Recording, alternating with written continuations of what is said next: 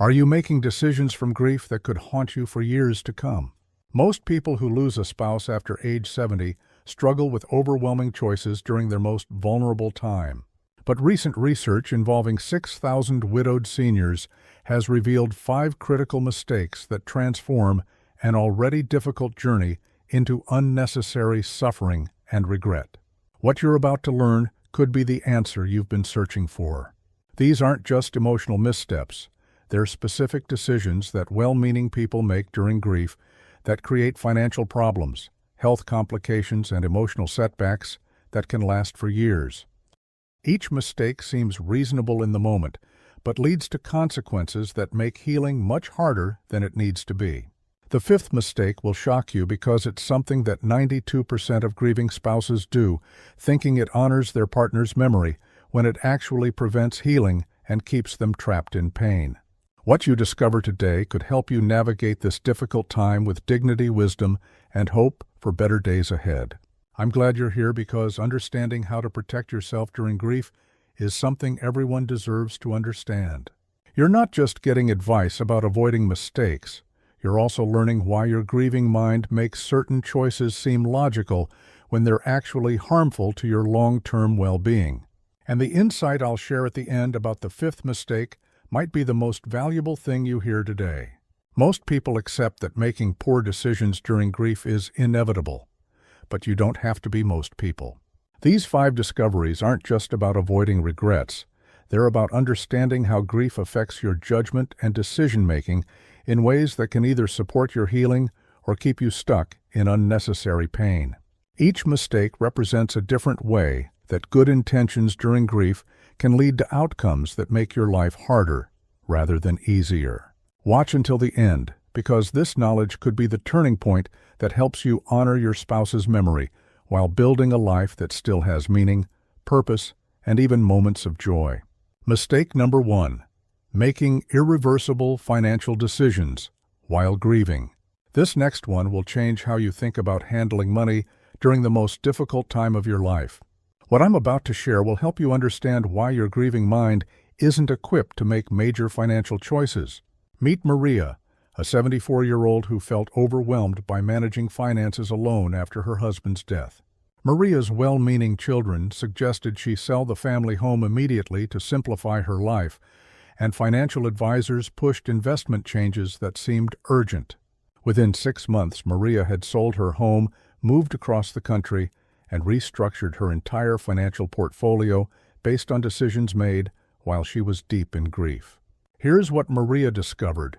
Grief impairs judgment and decision-making abilities for up to 2 years, making it dangerous to make irreversible financial choices when emotions are controlling your thinking rather than logic and careful analysis. Research from the American Association of Retired Persons shows that widowed seniors who make major financial decisions within the first year of loss have 68% higher rates of financial regret and significantly worse long-term financial outcomes. Scientists at the University of Michigan discovered that grief literally changes brain chemistry in ways that affect risk assessment, future planning, and logical reasoning for extended periods. How can you tell if you're being pressured into financial decisions you're not ready to make?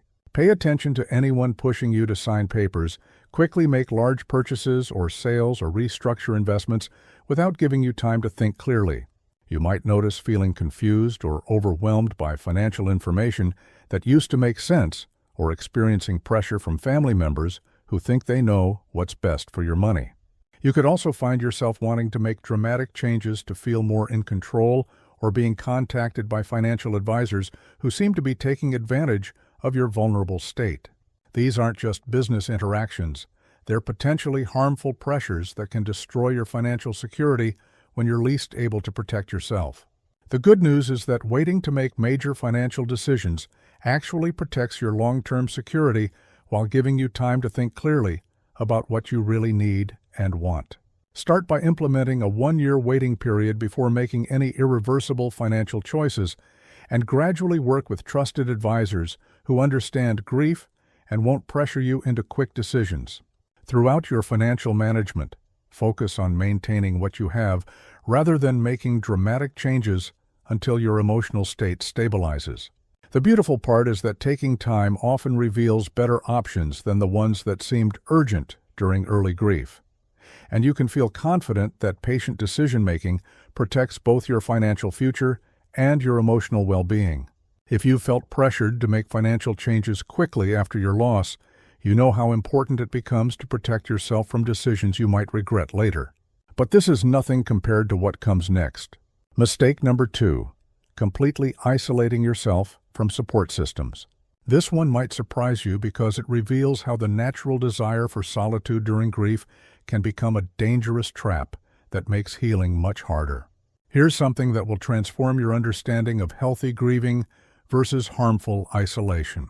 Consider Donald and Martha, both 76 years old and recently widowed. Donald allows himself private grieving time while maintaining some contact with friends and family, accepting help when offered. While Martha completely shuts out everyone, refusing phone calls, declining invitations, and avoiding all social contact for months. The difference in their healing trajectories is dramatic. Donald gradually finds moments of comfort and connection, while Martha spirals deeper into depression and begins experiencing serious health problems. Here's the reality. While some solitude is natural and healthy, during grief, complete isolation triggers biological stress responses that impair immune function, increase depression risk, and literally shorten lifespan in grieving seniors. Studies conducted at Harvard Medical School found that socially isolated widowed seniors have 43% higher mortality rates and significantly increased rates of depression, anxiety, and cognitive decline. Researchers have found that maintaining even minimal social connections during grief provides crucial emotional support and prevents the downward spiral that often accompanies complete isolation. What are the warning signs that healthy grief time alone has become dangerous isolation?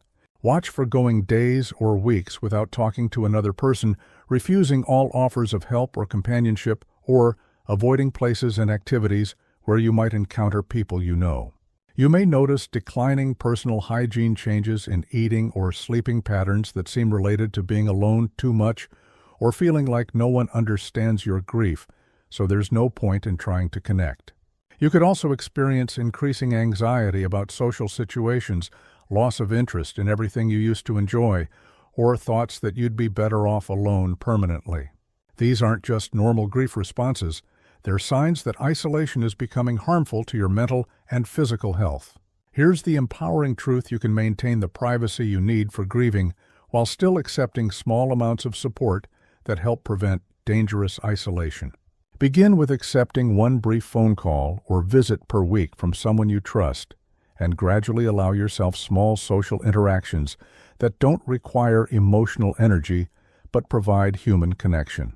During your grieving process, remember that accepting help doesn't diminish your grief or mean you're not honoring your spouse's memory. What's wonderful is that even minimal social contact often provides unexpected comfort and reminds you that people care about your well-being. And you'll discover that staying connected in small ways actually supports, rather than interferes, with your healing process. Those of us who have experienced loss understand how tempting it becomes to shut everyone out, but also how much healing comes from allowing others to care for us during difficult times. However, what I'm about to share is even more powerful.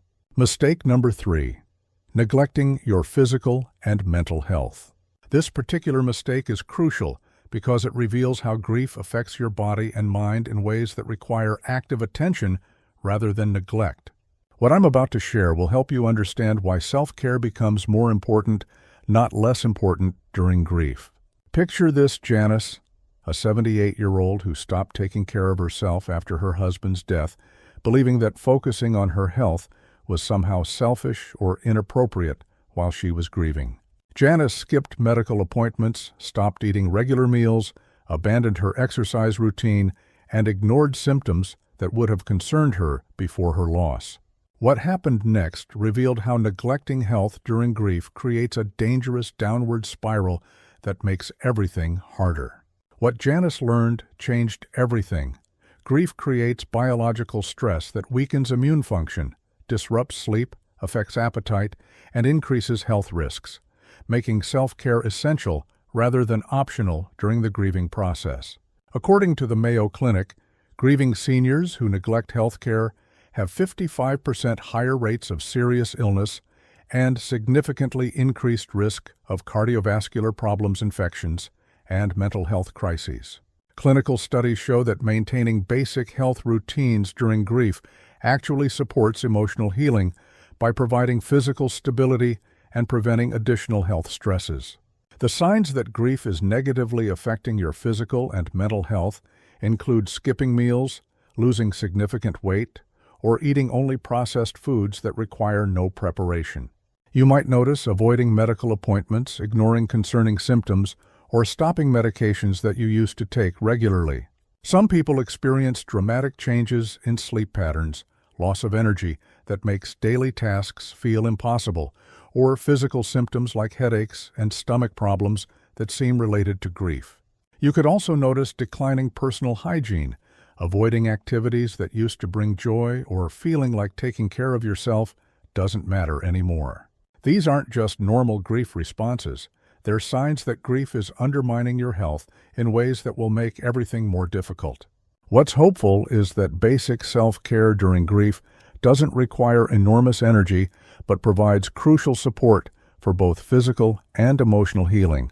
You can start today by committing to eating one nutritious meal daily, keeping important medical appointments, and taking any prescribed medications consistently. And progressively add small self-care activities like short walks, adequate sleep, and gentle activities that support your well-being. Within your grief journey, remember that taking care of your health honors your spouse's memory and demonstrates that your life still has value. The rewarding aspect is that basic health maintenance often provides more energy and emotional stability for processing grief. And you'll realize that caring for yourself actually supports rather than detracts from your healing process. Anyone who has experienced how grief affects physical health understands how important it becomes to maintain basic self-care even when it feels unimportant. If you're still watching this video and finding these insights valuable, please comment number 3 below to let me know you're here. If you haven't subscribed yet, I recommend you subscribe and turn on the bell so you don't miss any videos. Your support helps us continue creating good content to inform and inspire you. Yet this pales in comparison to what follows. Mistake number 4, rushing into new romantic relationships. This one is especially important because it shows how the pain of loneliness can drive decisions that create more heartache instead of healing. Most people don't realize that grief makes them vulnerable to relationships that seem comforting, but aren't based on healthy foundations. Meet Connie and Tom, both 75 years old and recently widowed. Connie takes time to process her grief and slowly considers what she might want in companionship if and when she's ready. While Tom quickly enters a relationship with someone he meets at a grief support group, believing that new love will help him heal faster. The difference in their outcomes is striking. Connie eventually finds genuine companionship when she's emotionally ready, while Tom experiences a complicated relationship that ends painfully and leaves him feeling more hurt and confused than before. Here's what Connie learned: rushing into romantic relationships during early grief often leads to partnerships based on loneliness and emotional neediness, rather than genuine compatibility and readiness for healthy love. Research from the Institute for Family Studies shows that widowed seniors who enter relationships within the first 18 months of loss have 74% higher breakup rates and significantly more emotional complications. Scientists at the University of Washington discovered that grief affects attachment patterns and relationship judgment in ways that make it difficult to assess compatibility or maintain healthy boundaries during early widowhood. How do you know if you're considering romantic relationships for the wrong reasons during grief? Look out for feeling desperate to fill the loneliness, seeking someone to take care of you, rather than wanting to share life with an equal partner, or being attracted to people primarily because they remind you of your deceased spouse. You may notice rushing physical or emotional intimacy faster than feels natural, making relationship decisions based on avoiding loneliness rather than genuine connection, or feeling guilty about having romantic feelings while still grieving. Some people experience pressure from others to move on or find new love or encounter individuals who seem to be taking advantage of their vulnerable emotional state. These aren't just relationship concerns, they're signs that grief is affecting your ability to make healthy romantic choices. The positive news is that taking time to heal and understand what you really want in companionship leads to much healthier and more satisfying relationships when you are truly ready. Make your first move by giving yourself at least 18 months to process grief before making any serious romantic commitments. And step by step focus on rebuilding your individual identity and emotional stability before seeking partnership. Within your healing journey, remember that healthy relationships enhance your life rather than simply filling emotional voids left by loss. The satisfying result is that waiting often leads to relationships based on genuine compatibility and mutual respect rather than emotional desperation. And you'll experience how much better love feels when it comes from strength rather than neediness. People who have learned to heal before seeking new love can relate to how much more fulfilling relationships become when they're built on emotional health rather than grief-driven loneliness. But the following mistake is the most crucial. Mistake number 5, keeping everything exactly as it was forever. Now for the most important mistake. This one is particularly powerful because it reveals how the desire to honor your spouse's memory can become a prison that prevents healing and growth. Most people don't realize that keeping everything unchanged isn't actually honoring their partner. It's avoiding the reality of loss in ways that keep them stuck. Let me tell you about Doris, 79 years old, who kept her husband's side of the bed, untouched, his clothes hanging in the closet exactly as he left them, and every possession precisely where it was on the day he died. Doris believed this was the most loving way to honor his memory, but after 2 years, she realized that living in a shrine was preventing her from processing her grief and moving forward with her own life. Here's what Doris discovered while keeping some meaningful mementos: is healthy preserving everything exactly as it was creates an environment that reinforces denial rather than supporting the grief process and eventual healing. Evidence from grief counseling research proves that people who gradually and thoughtfully sort through belongings while keeping truly meaningful items have better long-term emotional outcomes than those who either discard everything quickly or keep everything unchanged. Researchers have found that the process of carefully choosing what to keep, donate, or pass on to family members actually supports healthy grief processing by acknowledging both love and loss. What should you watch for regarding keeping possessions in ways that might be hindering your healing? Be aware of leaving spaces exactly untouched for extended periods, feeling panicked at the thought of moving or donating any belongings, or believing that changing anything means you didn't love your spouse enough. Common signs include avoiding certain rooms because they're too painful to enter, feeling like you're betraying your spouse's memory by making any changes, or family members expressing concern that you're living in a museum rather than a home. You might notice that keeping everything unchanged is actually making you feel worse rather than better, or that you're unable to create any new routines or experiences because everything must stay the same. These aren't just grief responses. They're signs that preservation has become avoidance that's preventing healthy healing. Here's the empowering truth: honoring your spouse's memory through carefully chosen keepsakes while gradually creating space for your continuing life is actually the most loving way to process grief and move forward. Start by identifying a few truly meaningful items that bring comfort rather than pain, and gradually work through other belongings at your own pace while keeping what matters most. And step by step, allow yourself to make small changes that help your home feel like a place where you can continue living rather than a shrine to the past. Throughout this process, remember that your spouse would want you to find ways to honor their memory while also embracing the life you still have to live. The beautiful part is that thoughtful sorting often reveals unexpected treasures and memories while creating space for new experiences. And you can feel confident that keeping some things while letting others go is actually the healthiest way to carry love forward. If you've been afraid to change anything because it feels like betraying your spouse's memory, you understand how liberating it feels to discover that creating space for your continuing life is actually the most loving tribute you can offer.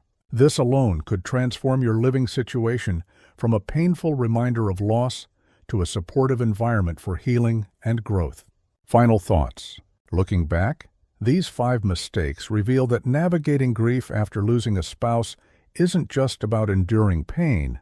It's about making choices that either support your healing or keep you trapped in unnecessary suffering.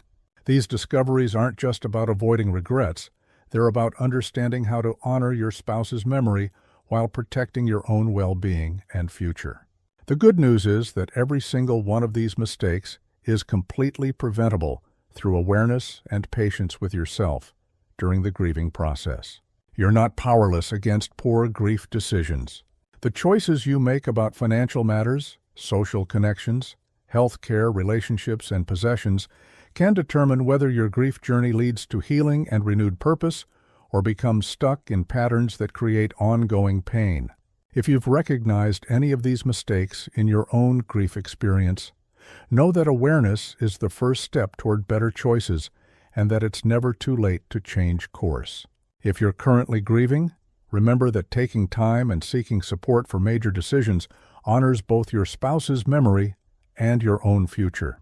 Tonight or today, choose one area where you can make a healthier choice. Whether that's waiting before making financial decisions, accepting support from others, prioritizing your health, taking time before romantic relationships, or beginning to thoughtfully sort through belongings. Thank you for joining us today. We'd love to hear from you. Leave a comment below and share which of these insights resonated most with your experience and how you plan to apply this knowledge. Your thoughts are important to us, so don't hesitate to share them. Reading your comments gives us great motivation and encouragement. If you enjoyed this video and found it helpful, please like, subscribe, and share. Your support helps us continue creating good content to inform and inspire you. Thank you for watching, and we look forward to having you join us again in the next video.